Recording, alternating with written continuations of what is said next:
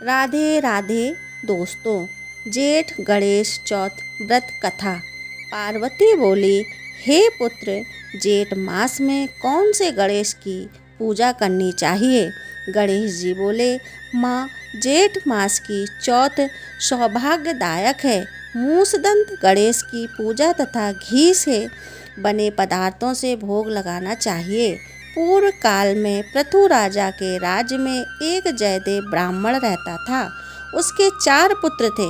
वैदिक रीति से उनका विवाह कर दिया गया।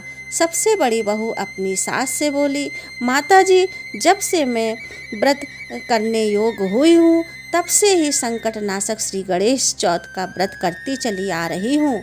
आप मुझे आज्ञा दें कि मैं उस व्रत को करूँ। पुत्रवधू के वचन सुन ससुर बोला, तेरे को क्या दुख है जिसके लिए व्रत करेगी? तुम खूब खाओ पियो और भोगों को भोगो। कुछ समय बाद पुत्र की प्राप्ति हुई। पुत्र विवाह के योग हो गया। गणेश व्रत छूटे काफी समय हो गया था। गणेश्वर रुष्ट हो गए। पुत्र के विवाह से सुमंगली के समय गणेश जी ने पुत्र का हरण कर लिया। तब बड़ा ही हाहाकार मचा।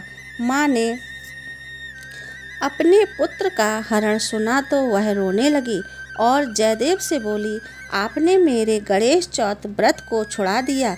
इससे मेरा पुत्र लोप हो गया। जयदेव भी बड़ा दुखी हुआ। अब जयदेव की पुत्रवधू व पौत्रवधू नित्य प्रतिमाह संकट नाशक गणेश व्रत करने लगी। एक दिन गणेश जी दुर्बल ब्राह्मण का रूप धारण करके वहां आए और बोले, पुत्री, मुख शांति के लिए भिक्षा दें। पुत्रवधू ने बड़ी प्रसन्नता के साथ ब्राह्मण का भोजन कराया। ब्राह्मण स्वरूप गणेश जी बोले, मैं आपसे प्रसन्न हूँ, वर मांगो। जयदेव की पौत्रवधू बोली, हे विघ्नेश्वर, आप प्रसन्न हैं तो मेरा पति मुझे वापस दो। ब्राह्मण बोला, तेरा वचन सत्य हो, और अंतर्ध्यान हो गए। कुछ दिन बाद बालक घर आ गया। सभी बहुत प्रसन्न हुए। विधि विधान के अनुसार विवाह कर संपन्न हुआ।